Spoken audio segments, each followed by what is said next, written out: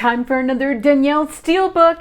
Favorite time of the quarter because they're coming out every 3 months right now. And up on your screen is this one. Actually, I think the next one is coming out even quicker. But anyway, this one, Finding Ashley. When I saw this cover, I just knew. I knew it was going to be amazing. Did it disappoint? No, it was truly amazing. Can she get any better? That is the question I would ask her if I got to talk to her, which is on my bucket list. Talk to Danielle Steele. She's in Paris right now, but that's okay. We could video, we could Zoom. This book is almost perfect.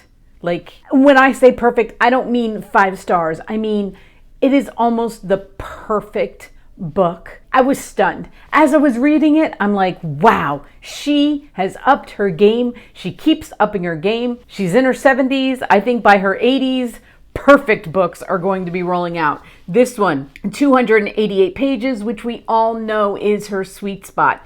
Sisters fiction, but so much more than just sisters fiction. This book came out last week and it did not debut on the New York Times bestseller, but I can almost guarantee you it is Tuesday when I'm filming this.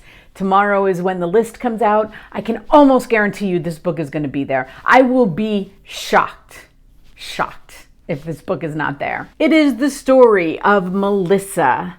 She is the main character. She is divorced. She just lost a little boy. There is so little I'm going to tell you about this book. As I'm telling it, I'm like, no, I'm going to let you read it. I'm going to tell you very little. But this is what happens to Melissa. She loses her son, young son, to cancer. Her and her husband get a divorce, which is like kind of typical for couples, especially if it's only one child. It did not shock me that that's what happened. And then she has this estranged sister, Hattie, who is a nun. Only Danielle Steele can make this a story. A huge fire happens because Melissa goes off. She decides to leave New York City. She is a very well-known author, but after her son dies, she can't write anymore. She goes off. The ex-husband goes, gets remarried, has another family. She goes by herself, buys a house, and decides she is going to be on HGTV. No, she just decides she's going to do everything herself.